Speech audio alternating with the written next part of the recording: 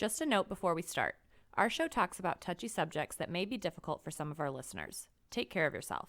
If you feel you need to seek help, see the links at the end of our show notes for resources.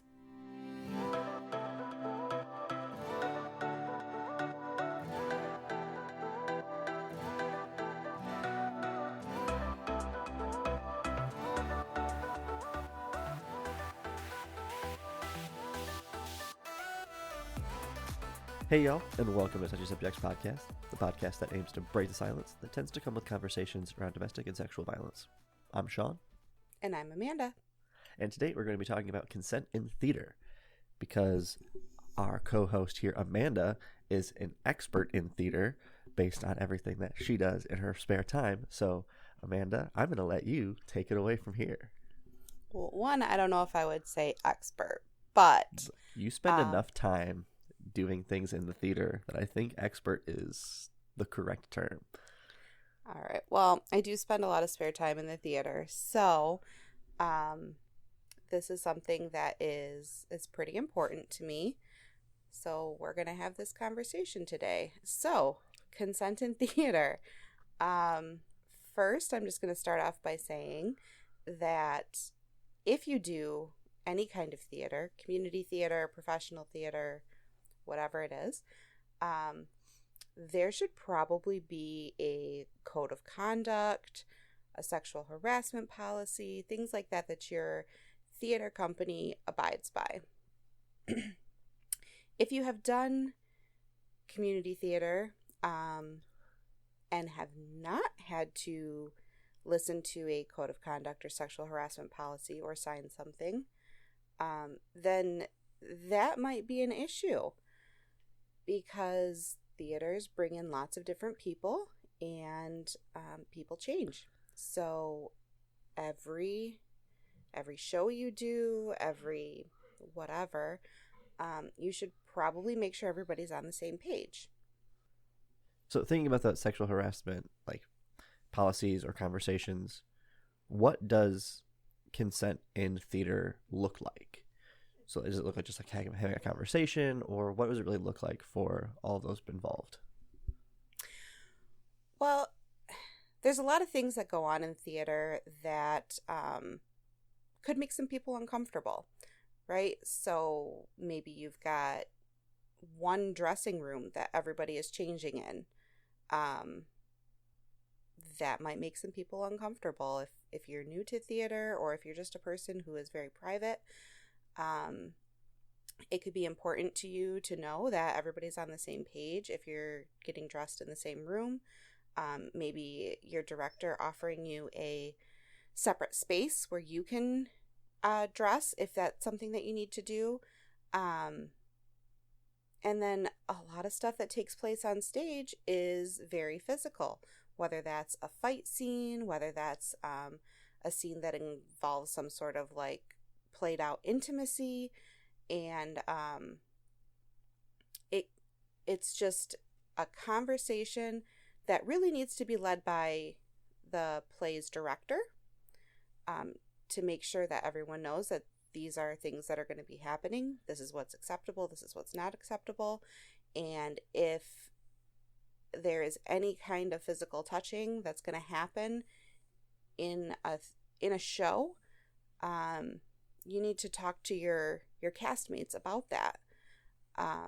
So if we're going to do a fight scene and I'm going to have to grab your arm, or whatever the case is, I need to ask you, is it okay if I touch you?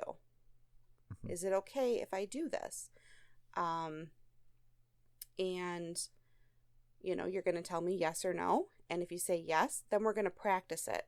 We're going to rehearse it, so that you can fully know what it is that you're consenting to. So if I say, I'm going to grab your arm in this fight scene and I'm going to pull you, and then we practice it and you say, ooh, you know what? No, I really didn't like that. Let's figure something else out. And then it's up to your director to, listen to that, say, okay, someone isn't comfortable with what's happening in this scene. I need to make some adjustments. It's one of the beautiful things about theater is that there's always something else you can do. but really, that has to be director led. So if you have a great director who's really kind of consent positive thinking, then they're going to have that discussion with you beforehand, and they're going to tell you that, we can make these adjustments. If you've never had this conversation in theater before, then start the conversation. Talk to your director privately if that's something that you feel comfortable with. Talk to your cast and just say, hey, these are the things that I'm comfortable with. What are you comfortable with? And just get the conversation rolling. Well, and we talked about it a bit in the last episode that we did when we talked about tabletop RPGs and consent around those gaming spaces as well. But bringing it into this discussion too is, if your objective of being on stage as an actor or actress is to put on a good show and to make the audience enjoy what they're seeing, if you have cast members on that stage who are uncomfortable with what's happening, they're not going to be able to put on the best performance possible. They're not going to have a good time while they're there, and the audience is also going to be able to pick up on that. They're going to be like, something seemed off about that scene. So if you have people, if you have a space where everyone feels comfortable with what's happening on stage, they're going to feel more comfortable letting themselves fall into that role and putting on their best performance possible. Yeah, exactly. If you're not 100% sure that your castmates are going to respect your boundaries, then you're not going to be able to fully immerse yourself. Because you're always going to have it in the back of your mind, like, is this person going to do what I asked them to do, or not do what I asked them not to do? And if you have to have that going in the back of your mind the whole time, then it's not going to be the best performance. And people aren't going to have fun. And that's really what community theater is about for the people who are in it, is having some fun, right? If you're not having fun, then you're probably not going to come back. So if you're in a theater group that does respect your boundaries and listens to your conversation about consent and has those conversations openly, you're more likely to keep coming back to it. Yeah. It's like with most hobbies, like, again, even like the tabletop RPG discussion, it's like, if you feel comfortable with where you're at, and you know the other people that you're with are going to also respect you, respect your boundaries, you're going to continue to come back and continue on with that hobby. And everyone should be able to feel like they can go into these spaces and feel like their boundaries are going to be respected. Yeah, and that goes for your castmates and your audience as well. So if you're doing some sort of interactive thing where audience members might be somehow included, you're going out into the audience, you're engaging with them in some way, you need to make sure that your audience members also have a chance to let you know what their boundaries are and have that consent discussion. So if you're in a place where you can't have that discussion with someone beforehand, then maybe you need to limit that stuff to non-touching. If your scene says that you have to go crawl out into the audience, or you go down the stairs off the stage and out into the audience, have a director, have a stage crew member go out into the audience where you're going to be beforehand. Have them go out there and just say, hey, in this section of the theater, this is where an actor is going to come out. If that's something you're comfortable with, awesome. Let's, talk about what that means. If it's not, let's switch your seats. Because there's always going to be people who are more than willing to be a part of that interactive show. Mm-hmm. But you don't know that they're going to end up in the seats that you're going toward, right? So send a crew member out to have that conversation beforehand. Yeah. I think even if you're looking at having those kind of scenes happen during a play, is just putting it in the notes for the show. Like if I'm going online or something, like purchase a ticket, or like I'm stopping at the box office, having a sign that says the seats in whatever section or whatever row, like these are possibly going to be seats that we're going to have scenes taking place around them. If you are comfortable with that, please feel free to purchase them. If you're uncomfortable with that, here are other seat recommendations that we know are not going to be included. Give them that option right up front, because then, yes, we know that consent can be withdrawn. So maybe day of the play that they're like, I actually don't want to do that. You're still getting that option then day of by having a director or someone going out and asking, but you have that option right up front as well. So it's not like they're being blindsided come play day. Right. Yeah, absolutely. And, it doesn't mean that that scene's necessarily going to involve touching them. Maybe a fight scene, like, gets big and it goes out into the audience. Well, that can make someone really uncomfortable too. They might be okay with watching a fight scene from a distance, but having it happen like right next to them where there's, this stage fight, stage punching, stage whatever happening, that could really trigger someone. And we want to make sure that our audience is just as comfortable with what's going on as we are with doing it. Yeah. And that might be a piece that gets left out sometimes when people are discussing, at least consent in theater, is making sure that your audience is also consenting to like what's going on. Because like you're usually, if you're doing like a play or something that's going to have things that can be triggering. So like if a sexual assault or something takes place during the play, like obviously those are warnings and content warnings are going to be there, hopefully. Yeah. Yeah, hopefully. But if you have, like you said, if you have stuff going out into the audience, that might not be something you're going to give a content warning for, like that fight, for example. Letting them know beforehand, at least having that director again go out and talking to the audience and letting them know like, hey, this is a section where this is going to happen. Let us know if you're going to be uncomfortable with that, and we will work with you to get you somewhere else where you'll be more comfortable watching this play. Because if the audience isn't comfortable, they're absolutely not going to have a good experience. And if your whole purpose there is to give your audience a good experience, you're failing that if you're not letting them know ahead of time.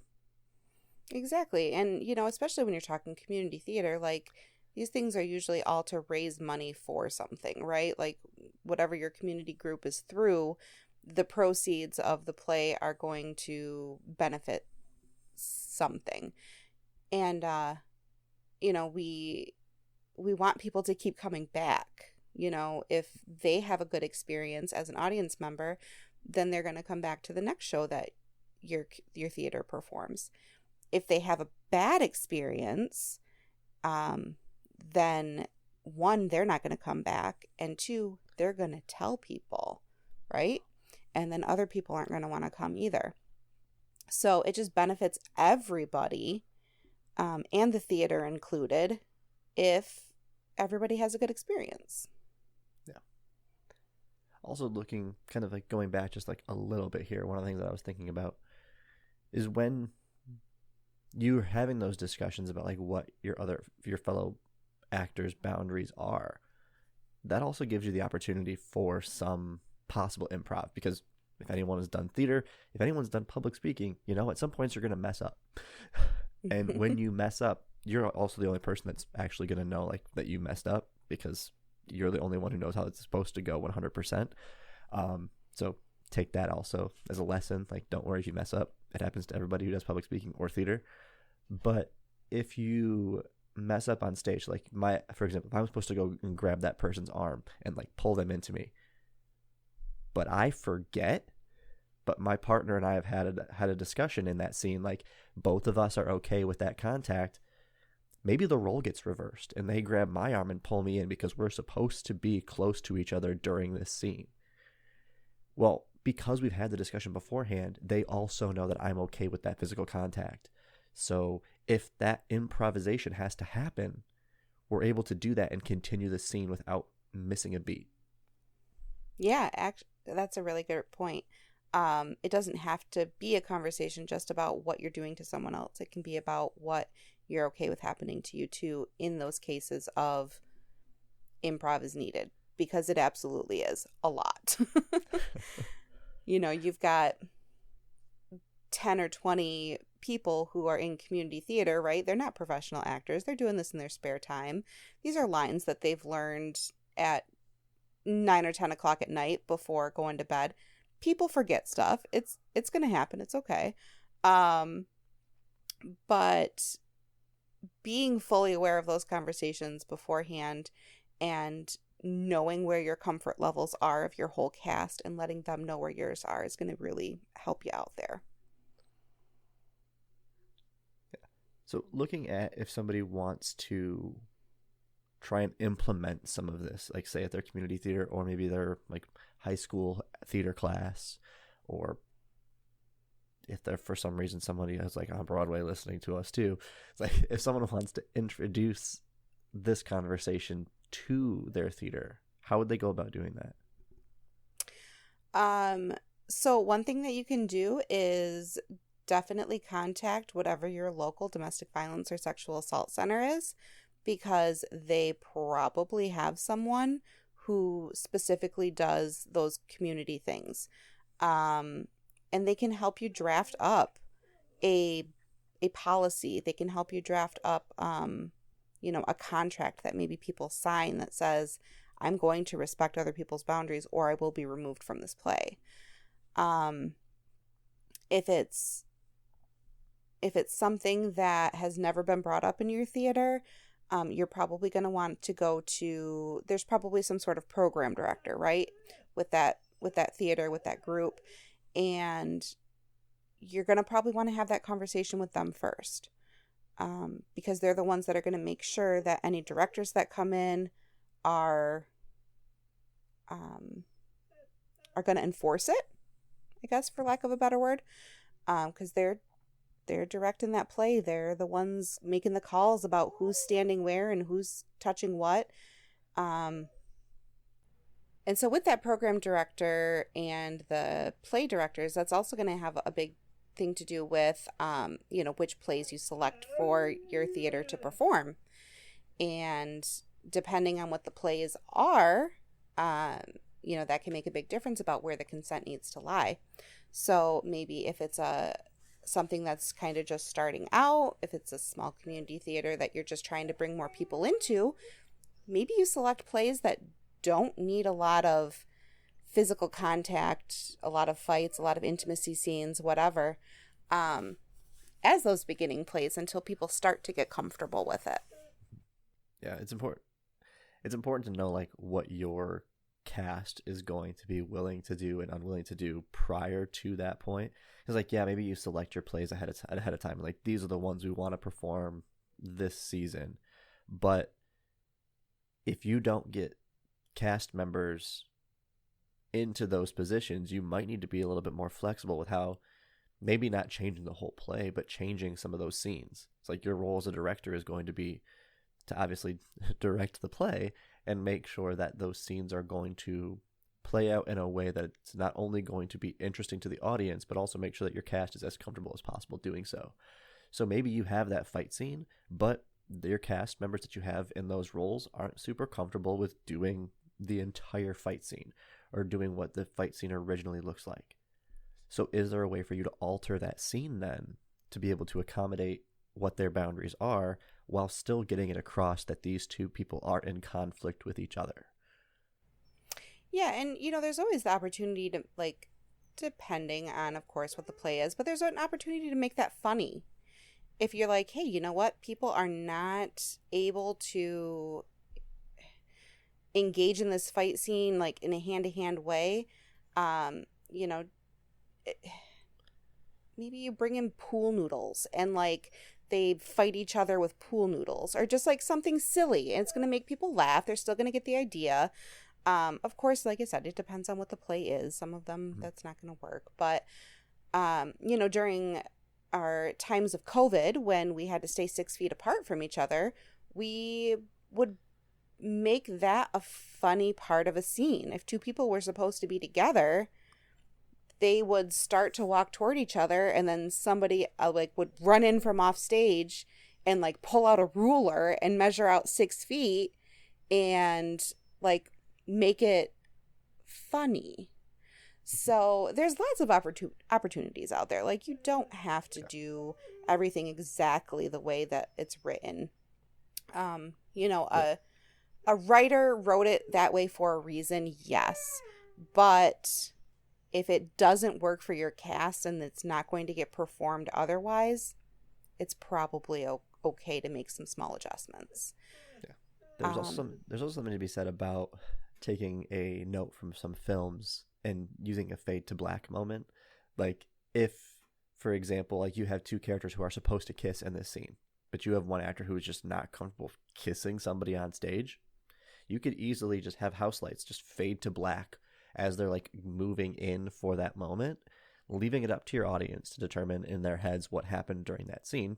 Odds are, if they're both leaning into each other before the lights go out, like they're going to be able to get the point across that a kiss happened. But your cast members didn't have to go through with actually doing the kiss. Yeah. So using some of those kind of tactics too to help get those points across. And, you know, it's also a good idea to kind of put some of that stuff out in your audition packets. Like, this is the play we're doing, and if it's something that's not super familiar with a lot of people, you know, just putting those kind of content warnings right in your audition packet. And when you have character descriptions in your audition packet, it's going to say, you know, this character has a lot of scenes or has a lot of physical scenes, whatever, I don't know, or fight scenes or whatever. And so people have an idea beforehand. So if they know that they're not going to be comfortable with it, that's not a part that they audition for. So I know that you have done some of the work that we discussed, like how you can actually go in and like start implementing some of these things. So maybe from your experience, Amanda, what did it look like when you first were introducing that to your theater? So my theater is actually really great. Like, I appreciate my theater so much, because everybody in our group was very open to this conversation and having like some actual like rules in place that say, okay, everybody's going to follow these things. Not in our theater, but in our area of the world, there were some things that were happening in some other theaters that weren't the greatest, and we decided that you know, that's not the kind of thing that we want to happen in our theater. We decided that that's not worth the drama or having to pull a show because something happens that's not acceptable. And so we decided to kind of ramp up those sexual harassment policies and those code of conduct things. And, you know, the program director and I kind of just decided to really put those down to paper. You know, it was always a discussion before, but you know what? Let's actually put it down to paper. First meeting with everyone, because you know you always have like a read through when you're in theater after everybody gets cast.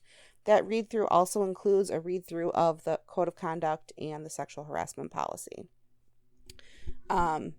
So before you ever get going with anything, everyone knows what's expected. And then I kind of also wanted to touch base on like the language that's used in shows, because we perform things that have been written hundreds of years ago. You know, everybody's out here, they'll do some Shakespeare and then everything in between. What's acceptable language changes over time. We've had this discussion a lot on the podcast. And so something that was written 50 years ago may have some language in it that we don't feel is appropriate to use anymore. It's okay to change those things. And it's okay to voice that, you know what, I'm not comfortable with saying this line. Of course, that's a conversation you're going to have with your director. And if that show has a lot of that language, then they're probably going to bring in someone to work with them about making the language more appropriate. Or just the content in general. If it's an older show and the lead female is supposed to be 16 years old, but the lead male is somebody who is supposed to be in their 20s, that can feel icky, right? Like, even if our actor is not 16 years old, just putting that concept out there of having an underage minor being in a relationship with somebody who is in their 20s, we don't like that. So does it matter to the actual show itself if that person is 16 or 18? Probably not. So let's make that character be at least an 18-year-old character or a 19-year-old character or whatever. Because what may have been the norm, what may have been acceptable in the time period when that play was written, just isn't where we're at now. And it's not where we're going to be at 50 years from now. And those things need to be able to just be adapted. Yeah. And there's nothing wrong with taking a play or a script that's older and making it a bit more modern for a more modern audience. Like, there's going to be things that are going to be in plays that just aren't relatable to your audience anymore because times are different. So you're obviously going to be changing those things to make these plays fit a more modern setting. So there's nothing wrong with changing language in a script that's outdated language.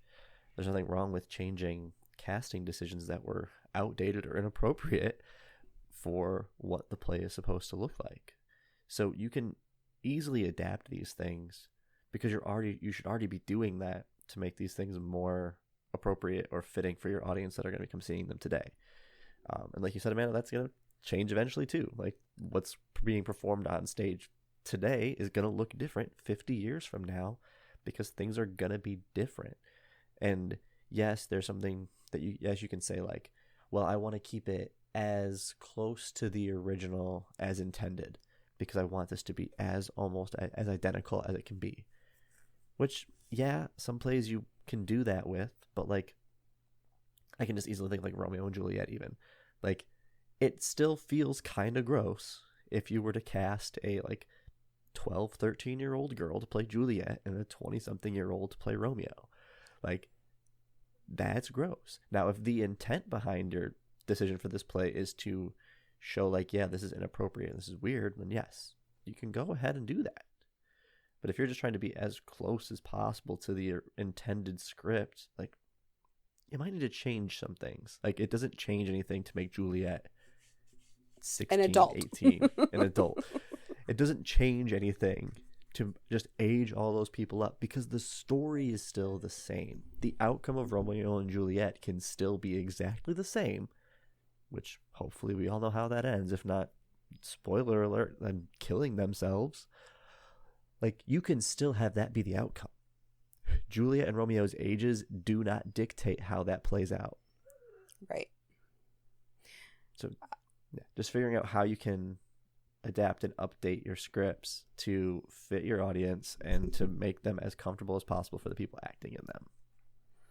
And then, speaking of minors, like, there are some plays that just have to have minors in them. There's children that are cast, and, we love that. But if you're going to have minors in your play, then really every adult who's in that play should have a central registry check done. Because in that moment, the children's safety needs to be like your utmost concern. I don't care if you have the perfect actor to play your lead role. If their central registry check comes back that says they've done some inappropriate things in the past, they need to not be allowed access to a child.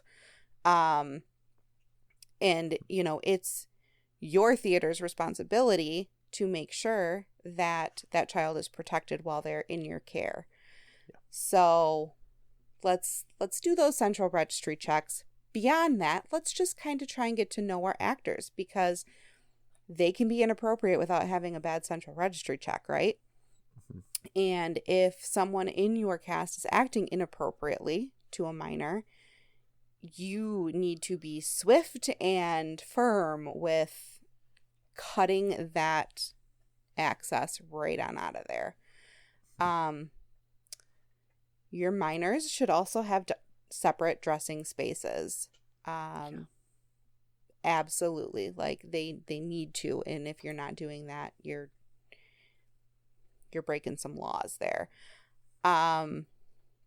So make sure they have their own dressing spaces, make sure they have their own private areas where they can go, even if they need quick change areas for, those scenes that happen like back to back where they don't have time to run to their dressing room, then you need to provide a curtained off area that is private to them that no one else is going to be going into. Which, I mean, I think anybody in theater probably knows these things, but we're talking to everybody here. So, like, just make sure that that is appropriate. And if you're the parent of a minor who wants to do some community theater, some acting, whatever it is, then be involved in that. Make sure that you're talking to the director beforehand. What policies do you have in place? What things are going to happen that make sure that my kid is safe while they're here? And, there's nothing that says that you can't be there at every single rehearsal. I know that feels probably a little bit much, because we all, as adults, have other things that we need to do as well. But if there is like even the slightest inkling that something is uncomfortable that might be happening, go to those rehearsals, go to those performances, be backstage with your kid, and you can get to know the directors, the cast, until you feel comfortable. Well, I would imagine too, if I was a parent, that my kid wanted to do community theater, but knowing when they go in, they have all of these things already put in place. They have information put out about sexual harassment. They have information put out about consent. They have these ongoing conversations with cast members about what they're comfortable and uncomfortable with. It's like, I would feel far more comfortable having my child in that space then than I would in a space where these conversations aren't being had. Because at least I know then, hopefully, I at least feel more comfortable with them being in a space where those consent conversations are happening and their boundaries are going to be respected because they're having those conversations. And if their boundaries aren't, I know actions will be taken to make sure that my child is safe. Yeah, absolutely. Something with community theater is sometimes we have a hard time getting those children actors in because a lot of times they're geared more toward like those youth groups where all of their castmates are going to be their same age, which is great for those children to be in a space with their peers. But we need them sometimes, right? We can't always cast an adult as a child and have it still be authentic. So having parents in theater groups, having the community know that all of this stuff is at the forefront of your theater's mind is going to really ease them into letting their children maybe pursue some acting with your theater company. And this almost moves into that wider conversation we had also at the end of our last episode about tabletop RPGs, where if we're looking at trying to create a consent culture or a culture where people are comfortable in going into spaces where they're willing to have, or where they're able to have conversations about consent and feel like their consent is going to be listened to, it's like, this is another step that we can take. It's like, if these conversations are happening in their theater groups, like, it then makes it easier for them to be able to have those conversations outside of their theater group as well, which is ultimately what we're looking for. We want to create a culture where consent is being followed and not violated. Because if we can create those cultures, we're working Amanda and I out of a job. And that's really what we want. Yes. Yeah, for sure. Once you've had that conversation with a group of people and figured out that, oh, hey, other people like to have their boundaries respected too, it's okay to have different kinds of boundaries and to still have them be respected. It's a lot easier to take that mindset out into the rest of the world. And if you can take that mindset out into your group of friends, into your group of coworkers, and say, this is how I feel about these things, and I'm not going to be ashamed to talk about it. I'm not going to feel embarrassed that this is how I feel. It gives other people the opportunity to then take that conversation to their groups as well. And that's what we're trying to do here. Yeah. So, Amanda, before we sign out here then, is there anything else that you think those who are participating in theater or interested in participating in theater and having these conversations should know? Yeah. So once again, if your theater is not already having these conversations, go to your director, go to your program director at the theater company and say, these are some things I'd like to discuss and I'd like our cast to talk about. If you are a director or program manager and you're like, oh, wow, this sounds really important, I feel like I should do it, but I don't know how to start.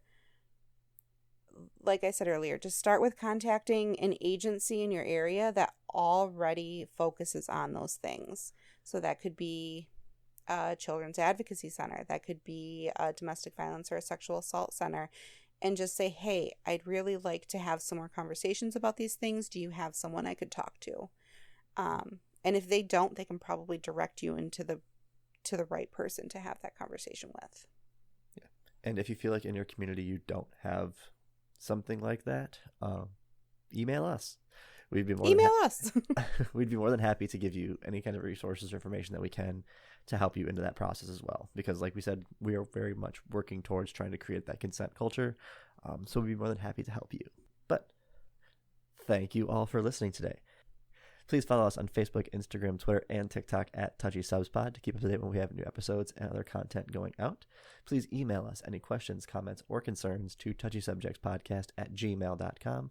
And please rate and follow us on your favorite podcast listening app. It really does help the show out.